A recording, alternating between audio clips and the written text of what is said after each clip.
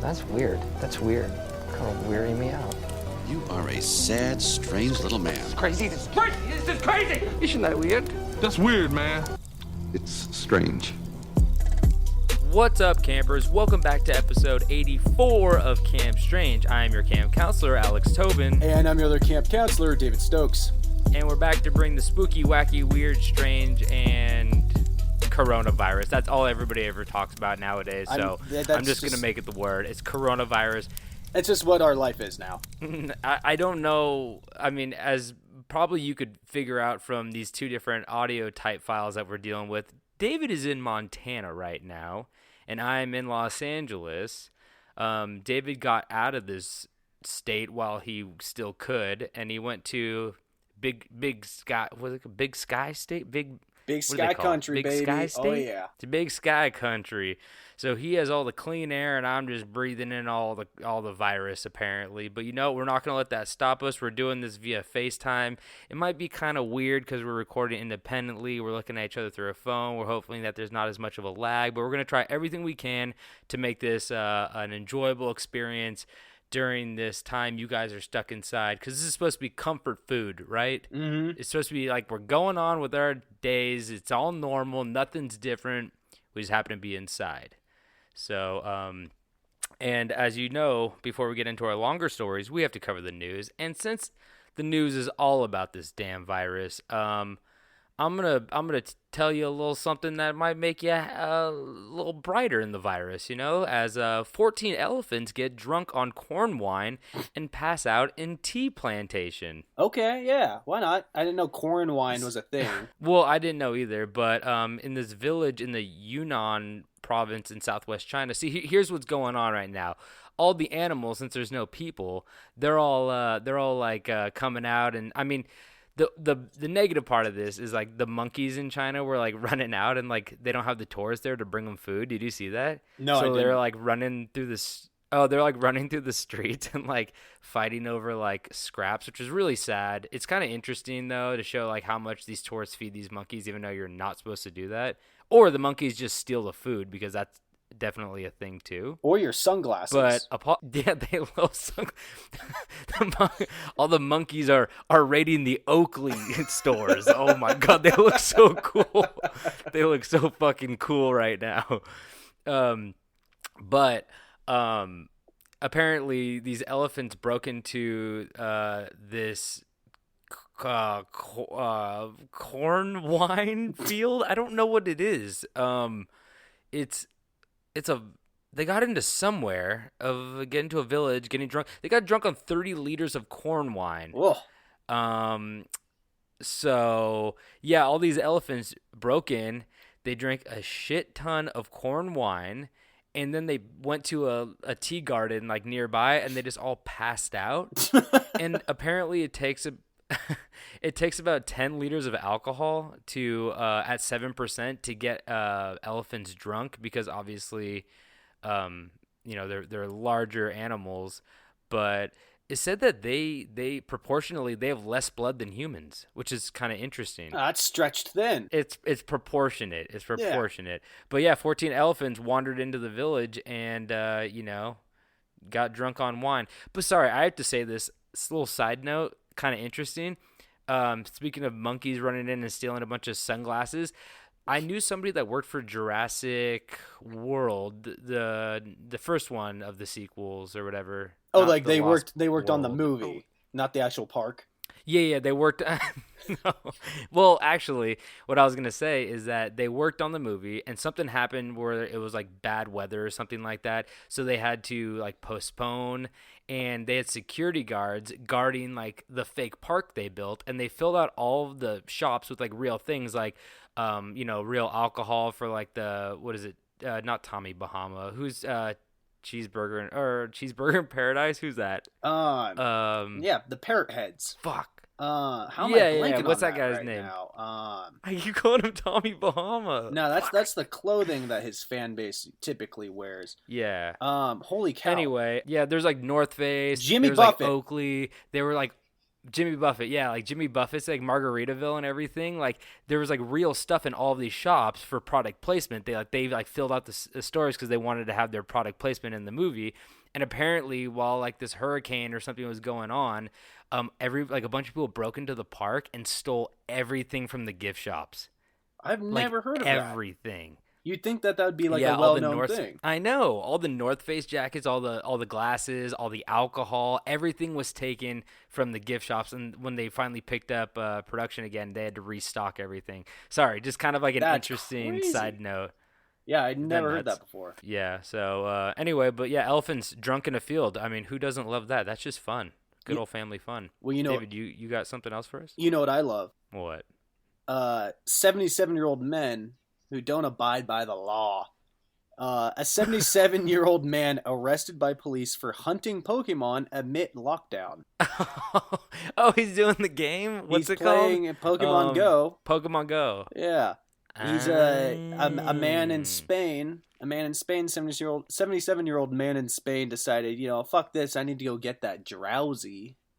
I need to go get that Eevee. And it's kind of scary because if you start to get drowsy, that might be a symptom, right? Yeah. So yeah, you don't want the drowsy. No. But yeah, I mean, there's not much more information about that. That's just what you're gonna get. He's like, there's a Gengar in the old folks' home. I have to go in there. Don't come in here. Please don't come in here. You're going to put a ghost Pokemon in the old folks' home. That's a low blow. It's kind of fucked up. Whoopsie daisies. Whoopsie daisies. Didn't mean for that to happen. But well, good on him. Hopefully he's not stealing any Oakleys. Leave the monkeys something, Yeah. But another thing we got right here is obviously we've been talking about toilet paper. It's the only thing we've been talking about. And of course, since there have been a 213% jump in toilet paper as of March 13th, now coronavirus fuels toilet paper buying spree, and California officials implore people not to flush T-shirts and wipes. So there is a interesting thing going on. Since there is no toilet paper in the store, which I can attest to because we do have some at my house, but we're getting low, and I keep trying to buy some, and it's like there's none in the store. And I'm like, fuck. So my roommate Chris bought like a shit ton of wipes, no pun intended, and I have like the Cottonelle ones that are like the wet wipes, and they says like you can flush these. It's plumber approved, and then people are like, you can't flush those, and I'm like, well, they say you can, but then he bought these ones and they're like, you can't flush these, so now we have a bunch of fucking wet wipes that you can't flush. What do you do with them? Garbage. What do you do with them? they just have a you garbage hang them out to dry? Full of shit. like it's different if like you wipe a baby's ass and then you like put it in the toilet, the diaper, and then you like ball up the diaper and you throw it in the trash can and you take out the trash. But like when you can't walk out of the bathroom with like a bunch of shit covered napkins and be like going to the kitchen bathroom. And if you don't do that, then you're throwing them in the tiny trash can in your bathroom. And then somebody walks in there and go, what the fuck's in this trash can? So I just haven't been using them because I don't know what to do with them now. You know what you do, right? What? You get one of those big party-sized Powerades, not the Gatorades, but the Powerades, and you just stuff them in there because that thing's got a wide mouth. It's got a wide mouth for sport drinking, and it's easier just to stuff it in. You just stuff it in right there, and what you do is... I'm interested. Keep talking. You and Chris, you guys are roommates. You share the same bathroom. You don't even share the same bathroom, so I don't know. It's not that big of a deal. We don't share the same bathroom. But you guys can both go out. You get your Arctic Blast. Chris gets his Blue Glacier. And so you know which bottle's which. It's clearly labeled. You know your flavor. No mix-up. It's no mix-up. New flavors. It's no mix-up. Well, after you shovel the napkins in there, all you have to do is, it's little homemade.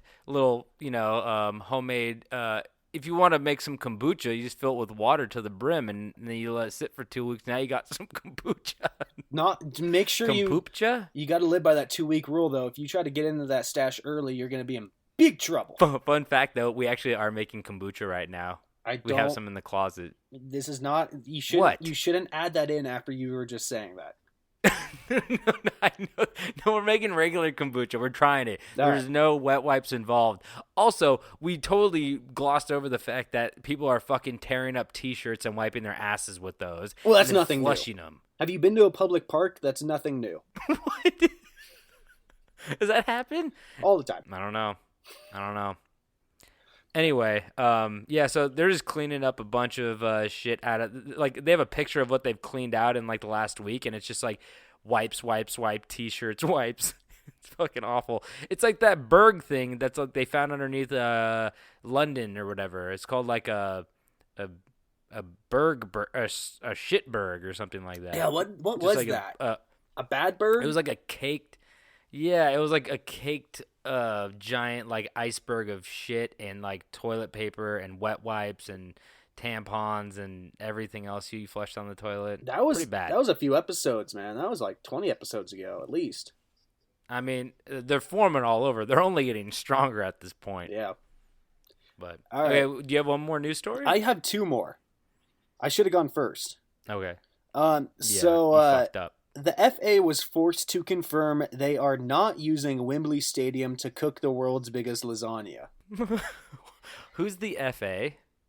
Football Association, Oh, soccer. I think. I'm gonna go on a limb and say that's what it is. But so there was a viral joke, that was about how they were running out of food, and so they came up with this scenario.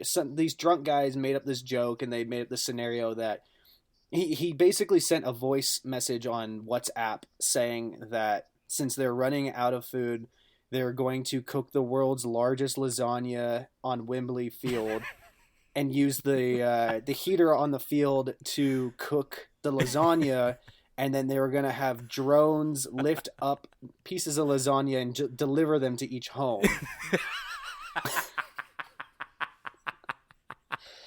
That sounds so cool.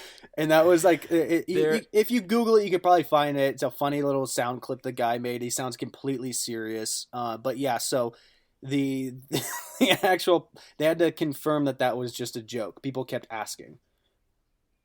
Thank God. But, like, honestly, I'm a little upset now. But, like, I wouldn't want to eat that lasagna anyway because you don't know what it's touched via drone transportation. I trust Wembley. I don't trust the people trying to grab at my lasagna as it flies through the air. That's a dangerous game you're playing. You ever get hit in the head by a lasagna going 35 miles per hour? I mean, you'd hear it coming. A piping hot lasagna hit. They better like create like a little speaker and it's like dun dun dun dun dun dun dun dun dun and it's like flying through the air just so you could duck when the lasagna's coming. Exactly. You got duck for that. You got one more story? I've got one more, but it's got an ad blocker, so I'll just read the headline. Portland strip clubs forced to close, so dancers now do delivery. I don't know if that means they're delivering food. I don't know if that means they're delivering dances. I can't read the goddamn story because the goddamn Oregonian. Lasagna. Yeah. News is free. We already went over this. Free news. Oh, news should always be free. So I can see past the pop-up saying disable your ad blocker. Maybe if I just disable my ad blocker, maybe that. No. Pause that's on too this much site. Work. Pause on this site. Continue to site. I get mad when I go on websites and they're like, disable your ad blocker. I'm like, no, I'm not. It's the same amount of clicks as it is to like go back out of the article, but I just don't do it because it's a principle. Because news should be free. Ads should be blocked. I don't care. I want everything for free, and I don't want anyone to make money but me. That's how this works. Yeah. So that's how this podcast operates. So apparently they've made their own app called Boober Eats, Boober Eats. Oh no. And they deliver food, but they definitely come dressed like strippers. Oh, okay, so it's just food. Cool. Except That's for fun. Except for the tiny little part where it says delivery rates are generally $30. Oh. Because you know how you use Uber Eats and all of a sudden it's like you're buying a $6 sandwich and the total is $38. That's kind of the situation. Yeah. Okay. Well, everybody's got to make their money, so I respect the grind. Yep. No pun intended. Ooh. Also, before we get into these stories, I watched The Hunt last night. Yeah. If anybody's on the fence about that movie, I say go watch it. It's very, very fun. We're not getting paid by The Hunt, but go see it. It's really actually funny and has some action, so some suspense, some mystery, some gore, some comedy. It's very fun, and it makes fun of Democrats and Republicans both equally. And I think they hit it on the head, nail on the head for that one. It's very, very funny, and go check it out. And also, even though you guys are stuck in your house, I know you have, certain things you got to wake up for. You got to do your push-up challenges. You got to do your live streams. You got to binge your shows. And the best way to do that is obviously starting your day off with a nice cup of Spring-Heeled Jack. I'm pretty sure Spring-Heeled Jack is still delivering right now. It's via Amazon. Amazon never takes a day off. I know they're saying we only do essentials, but coffee is pretty essential at this point. And, it falls in under the food category. So I say go check out springheeledjack.coffee. Go get yourself some, some beans, grind them up, water them down, drink them up, and win that push-up contest because Spring-Heeled Jack, only winners drink. That was one of the items we did bring with us when we fled LA's. We brought our Spring-Heeled Jack with us, so we have coffee in the morning. The official drink of City Fleers. Yes. There we go. Put on a shirt. It's pretty good. Yeah. Put on a shirt. Okay, well, now let's get into these stories. Now, David, it's obvious that we are in the middle of a worldwide pandemic where social interaction is being limited in order to prevent the spread of a virus. The main form of social distancing we are using is, of course, staying in one's place of residence and avoiding any contact with others on the outside. But David, what if I told you this wasn't the first time people were forced to stay inside and avoid any contact with visitors? What if I told you there was a story of some brave men, women, and children that were forced to stay inside and avoid contact with visitors? Well, not just any visitors. Visitors from another planet. Ooh. But don't worry, we'll get into that as I tell you the story of the Kelly-Hopkinsville Encounter. Back in 1955, in the small town of Hopkinsville, Kentucky, 2 cars packed with 4 adults and 7 children arrived at the Hopkinsville police station at roughly 11 p.m. on a hot summer night. As they piled out of the vehicles, out of breath and with guns in hand, they shouted to the officers, "We need help!" Which is always the greatest thing to shout when you pull up at a police station. I feel like you get everyone's attention real quick. I heard you're supposed to yell fire, not help. Fire's always a good one. They got their point across. They're holding guns. Yeah. I always think about that when I'm like walking down the street. I'm like, if something happens, what are you supposed to yell? Because I heard help. People, have you ever heard somebody yell outside of a house and you're like, just people fucking around? But if it's fire, that affects everybody. You want to go see the fire, so always yell fire. I heard. You want to see the fire, not deal with the thing fire. To live by. You're not worried about putting the fire out. You just want to see it. Exactly. Oh, okay. You want to see it.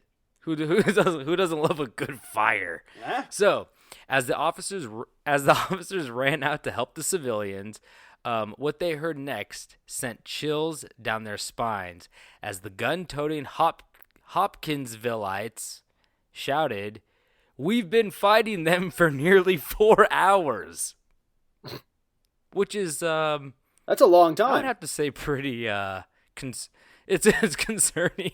It's concerning if you're a police officer and somebody runs up to you and says, "I've been fighting them for 4 hours." Like, who, what, Get where, that when, man and a why? Powerade.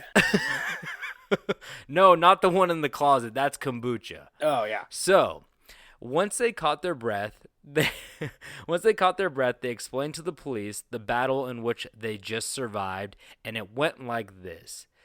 Glennie Langford, the woman who was renting the house, was about to sit down to supper around 7 p.m. with her 3 children, Lonnie, Charlton, and Mary, two other sons from a previous marriage, Elmer and John Charlie, their two wives, Vera and Aline, Aline's brother, O.P. Baker, and a family friend, Billy Ray, and his wife, June. That sounds like a... trustworthy crew. You got Billy Ray, you got O.P. Baker, you got Lonnie. Charlton, he's new. I like John Charlie the best, though. That is a name. He went by JC, but I'm gonna call him by his good old Christian name. But like I said, this is also 1955 Kentucky. So I feel like this is just how dinners went down. To be like, I got my 4 kids, my 2 cousins, I got their kids, I got the mailman, he's cooking stew. We got Stu, he's cooking mailman, and I don't know. Great joke. So as supper fuck off. So, as supper was being placed on the table, Billy Ray took a bucket out to the well to go fetch some water, when all of a sudden, light flashed overhead in the sky. Billy Ray would later claim what he saw was a flying saucer emerge from the sky and land behind some trees in the distance.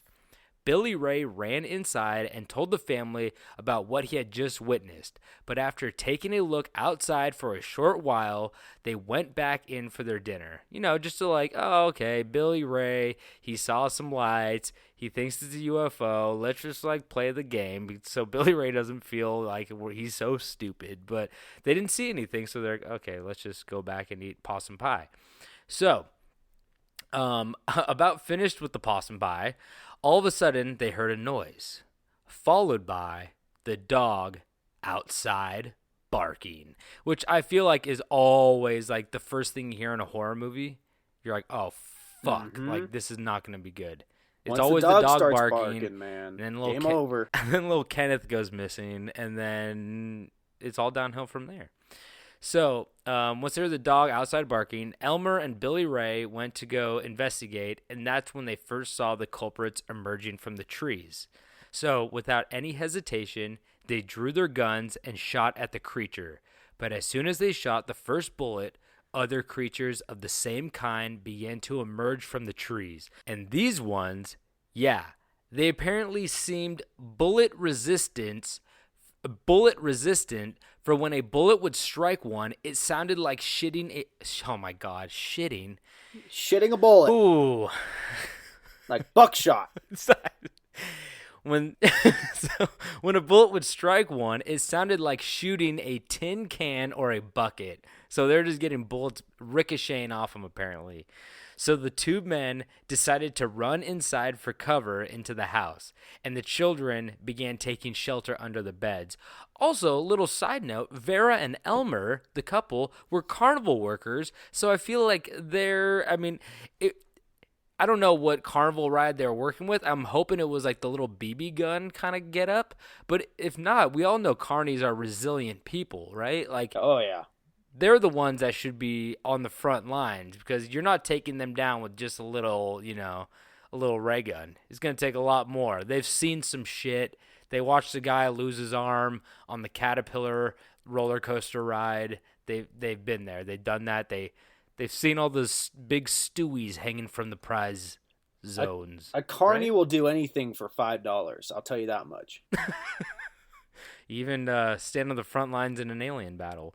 So the men stuck their muzzles out the windows and shot at the creatures, but the creatures would just float to the ground and then escape every single time.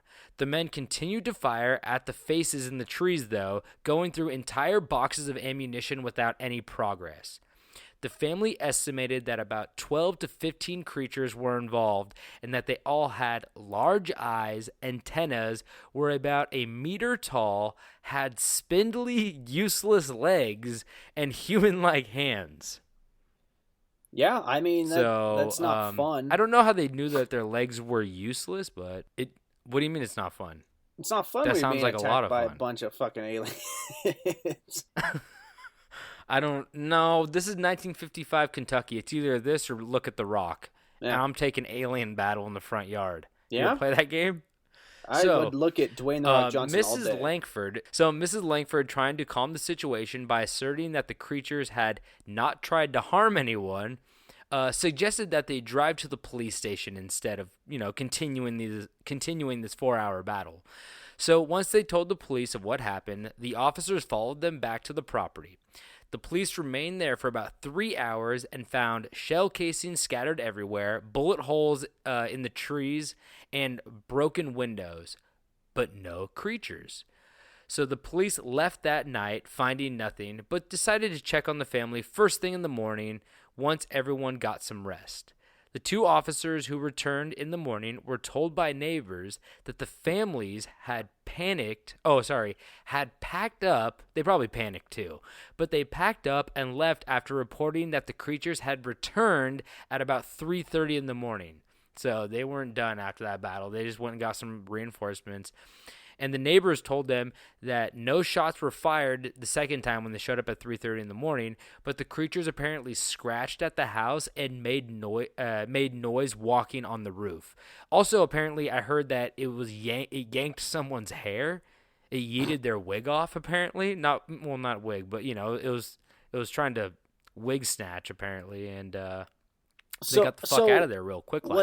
So the hair pull was really the only attack or physical harm?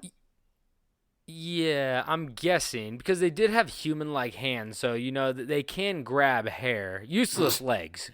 Yeah, that's the one thing we know about these creatures. Useless legs. Legs are a joke. They're pathetic. but yeah, apparently that was like the only real. I think they just all the gun-toting Hopkinsvilleites just got kind of scared and started shooting. And when they found out these things were bulletproof, it scared them even more. But these things weren't necessarily attacking, as the lady who rented the house stated. So I think they just got the fuck out of there the second time. So some theorists, that was like the end of that story. But some theorists go on to claim that from the description of the creatures, that they might not have been aliens, but instead what, David? What is it always instead of aliens? A crackhead that got a hold of the wrong stuff. It's not a leprechaun. A leprechaun in the tree? It definitely wasn't a leprechaun, right? No. No.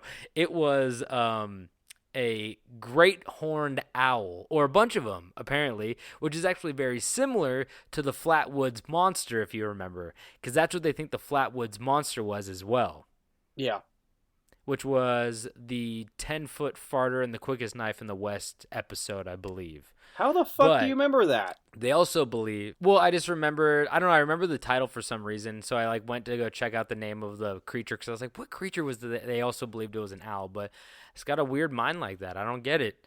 But they also believed that the eyewitnesses, and this is a big part of it, that the eyewitnesses were heavily intoxicated at the time of the alien attack as well, which, as we all know, can really, a little booze can really turn an owl into an alien like that, like this and like that, and like this. Oh yeah. But I call phooey.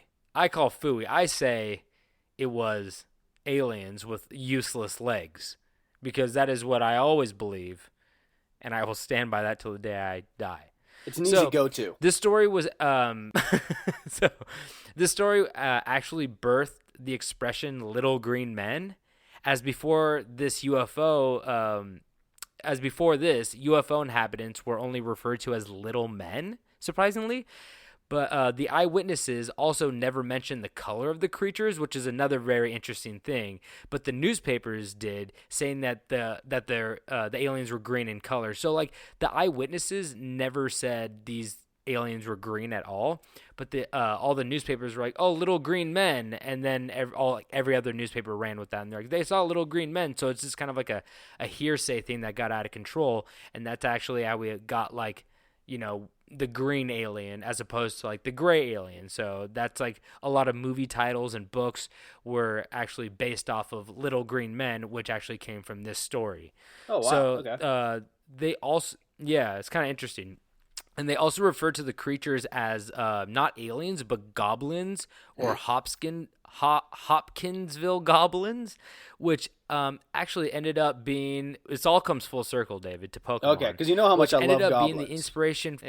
So this actually ended up being the inspiration for the Pokemon Sableye. Do you know who Okay. that is? I do know which one. But I think Sableye's he's like purple. a little purple guy. Yeah. I Googled him. Yeah. Yeah, he's got purple, like a but like diamond eyes. I think they said yeah. So he was introduced in Pokemon Ruby and Sapphire, but they said that was the inspiration for that creature because of like the way he swayed back and forth. I don't know. It was kind of like interesting how they justified it, but they said that was like one of the inspirations for creating that character. I was like, oh, that's kind of interesting. But his legs look so useful. I just don't believe it. You know, Those are some sturdy legs. it's hard to believe. Sturdy legs. So to end this out, the moral of the story is sometimes being outside isn't as great as it seems. Sometimes, just sometimes, a gang of bulletproof, green, floating goblin aliens are waiting for you. And honestly, who knows what kind of viruses they have. So just stay inside for a little while longer and pray the dog don't start barking outside. So that's my story of the Hopkinsville. God, that is a hard fucking word to say. Hopkinsville Encounter. So that's that. That's all that she wrote. Yeah. And honestly, I want to get my hands on one of those. I heard they're easy to catch if you get them on the track. Well, Useless ass legs. You get them with a grilled cheese on the track. They can't resist a good old plant one of grilled them. cheese. We should have invited them to Kentucky dinner. Yeah. what? I mean, all right. Give me a breakdown. What is your perfect Kentucky dinner? Well, I'm gonna have some Hopkinsville goblins there. Possum Okay. pie. Mm-hmm. The goblins are bringing the grilled cheese. Yeah. We got Stu, who brought the stew. We know that. Mailman, he brought corn chowder. We got. I thought no. Graham The Pepper. mailman was cooking the stew. Oh yeah, and Stu brought Mailman. Yeah. Mailman brought Stu, and Stu brought Mailman. And Graham Pepper, he brought all the habaneros, and he's just slicing them up and adding them to every dish. And Ooh, but he keeps touching his fucking face. ruining the night like Graham Pepper always does. Keeps touching his He touched face. his eyes, and now he's out. Now he's in the front of the house screaming at the goblins. But yeah, so that sounds like my perfect Kentucky feast. So All right. Well, I guess I'll start my story here. Now, Tobin, have you ever done something naughty? no. I know you have. One time I put Well- a bunch of Graham Pepper's peppers in Stu's stew and Mailman satchel. All right. Well, I know you have, but have you ever done something naughty and thought, as long as no one was there to see you, you'd be okay? Definitely. Definitely. I have to say yes on that one. All right. Mm-hmm. Well, if you did something, what if you did something very, very naughty and you knew there was no one to be a witness, but you forgot the unlikely snitch in the room? And no, I'm not talking about that little eavesdrop Alexa. Oh no, she be listening though. I tell you. You say something even close to that chick's name and she lights up. She do be doing that. So on May 13th, 2015, the police were called to the residence of Martin and Glenna Durham on what was first reported to be a suicide. In the house, they found in the house they found a house which would normally be very organized. They were known to be very organized people. And but they found the house in a total and extreme disarray, with items thrown about the house and a broken lamp. And you know shit went down, the lamp has been yeeted across the living room. See, there's two things that go down. If the lamp is broken, something bad went down. But if the lamp shade is on someone's head, something very good went down. That's a party. It sounds That's fun. a party. Yeah. That's a So- That's a party.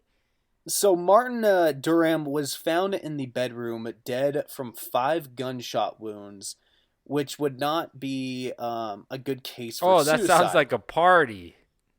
Yeah. Clearly it's not a suicide to anybody that Oh understands no, poor things. guy shot himself 5 times. So nearby Martin was his injured wife, Glenna. The authorities noted that Glenna was so still and quiet, they assumed that she was dead as well. When they realized that she was alive, she was rushed to the hospital with 2 gunshot wounds to the head, and the police continued to search the home for more evidence. Oh my God! Did you say 2 gunshot wounds to the head and she was still alive? Yeah. Holy shit. So bullets were found in the bedroom and or not just in the bedroom but on the bed itself and in the living room. And a Ruger pistol was found hidden under a living room chair. A day after Martin's body was found, his adult-aged children were cleaning the house where they came across an envelope that the police had not noticed during their inspection. The letters were signed by Glenna and were addressed to her children, although the letters said nothing about the possibility of her shooting her husband. So they were like suicide notes. I don't want to jump to any. I just don't want to jump to any conclusions right now. But like, the mailman is looking pretty guilty right now. We already know. Yeah, they it always was him are. and Stu, most likely. He brought the letter. He hid it in the house. Mm-hmm. He used the habanero in the library. I get it. I know it's gonna happen. And Colonel Mustard was in the attic. So a detective told Glenna that the letters were found, and the authorities had some questions about it, obviously. And the police reported the police report states that she admitted that they sounded like a suicide letter, but she said she had no reason to kill herself or her husband. Glenna claimed the letters that they found weren't hers and she did not write them. Whoa. She said, "I wouldn't shoot my husband. I'd be better off divorcing him and leaving him." She also noted that she missed her husband and wished that the authorities left her for dead. Why? What is she looking like now? Well, you know, Is she just mad? who knows? You know, 2 gunshots to the head could, you know, rattle your brain, I guess. Yeah, I guess you're right. It's very interesting. She's like, I just don't want to deal with all the questions. I'd rather have the 2 bullets back. Give me the 2 bullets. I just hate these questions. In the following months, after the homicide, police interviewed dozens of people to get some information about the couple's relationship and home life. But there was someone or something they didn't check with first. What could it be? Her emails. The dog? You said there was a witness, right? There's somebody who was around. Oh my god. Was it like a parakeet who was like gonna say some shit? Well, according to friends and family, the couple was described as private people, and Martin was especially cautious of strangers. He was known to keep doors locked and deadbolted at all times, almost paranoid about strangers, or maybe he was afraid of someone.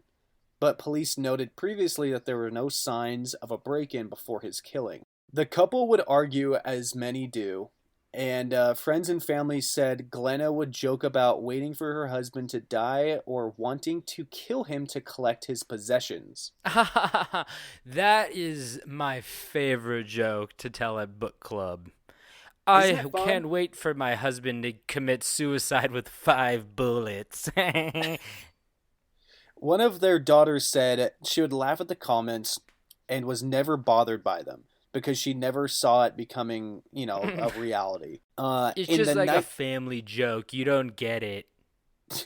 In the 1990s, Martin suffered a traumatic brain injury in a car accident, and Glenna received government payments for being his caregiver. A detective who wrote in the report interviewed with a distant family member, and they said she indicated he was in pain. She indicated that he was a pain in the ass to take care of, and one of these days she was gonna kill him. What the fuck? You can't just like keep leaving all these breadcrumbs. Jesus Christ. Now, this might seem like a straight case of a murder-suicide, and why am I telling you this story on our podcast, right? Well, that is because this story has a very unique eyewitness, or winged witness, if you may. Oh, no. Is it the parakeet? The police got a tip from a friend or family member saying that the family's parrot would consistently imitate whatever Martin said, and no one else. So the police said, fuck it, I've got nothing to do until the big game starts. Let's interview the parrot. And much to their surprise, after spending some time with the parrot, it started yelling, "Don't fucking shoot." I'll do that one again. Don't fucking shoot. Don't fucking shoot. Over and over again. No fucking way. Now, the Newaygo County prosecutor, Bob Springstead, had to find a legit way to use the parrot's ramblings as evidence in the murder case. Bob said somebody from Peru said that they had a parrot in Peru that helped with a case, but that doesn't really give a good reason to use it here. Do you really want to risk potential appeasal issues by punishing the legal limits or pushing the legal limits? So he's basically saying, sure, the parrot's saying that, but like, can we really push the limits of taking this animal's word for of witnesses? Yeah, like it's not like it could be watching fucking crime dramas or something like that and be shouting the same stuff, there's Exactly. no context to it. It's just repeating. We don't know who said it, we don't know when they said it, we don't know, where it came from. So is this really a witness we want to put on it's more circumstantial evidence than anything like, concrete, but still, like, I don't know, it's pretty interesting. I mean, yeah. So another odd part of this case was the police heard from a psychic who was friends with the couple and told them to look under the couch or loveseat, which was where the gun was found. Or they could just be, maybe they should be looking into the psychic. Springstead said, it's amazing how many homicide cases that psychics reach out to the police on. Every one. Anyone that's gone without arrest for a period of time, there's always psychics that call in with information, which I thought was really really interesting. Well, I was about to say, I think it's really interesting that they're just like, obviously I don't agree with probably putting a parrot on the stand, but it's weird how much credence we give to psychics when they're just like, hey, check under here, and like, we found something. I'm like, well, that's just the same as like a parrot. You can't just be like, a psychic can be like, I have a very strong feeling that this person did it. You know what I mean? And I don't think they prosecute off of, psychic thinking that a person did it, but still, it's very much similar to the parrot situation, but psychics are just way more, like, allowed, in our society, being like, well, they might have information, but a parrot is like, oh, that's ridiculous, Exactly. Kind of interesting. So a year after the case, from the help of the family's parrot, Glenna was charged with premeditated first-degree murder. So maybe take this as advice to give Polly a cracker so Polly don't throw your ass in the slammer one day. And that's my story. What happened? What happened to the bird? That's a good. Do we know what happened to the bird? From what I can only assume, the bird was given a gun and a badge, and it's full time on the police force.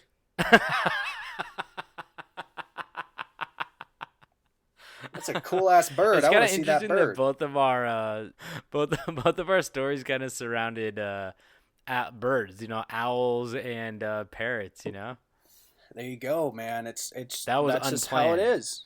Yeah. And this ain't even a bird flu pandemic. So that's nuts. That's fucking wild. I hope that the parrot lived out the rest of its years watching Murder, She Wrote.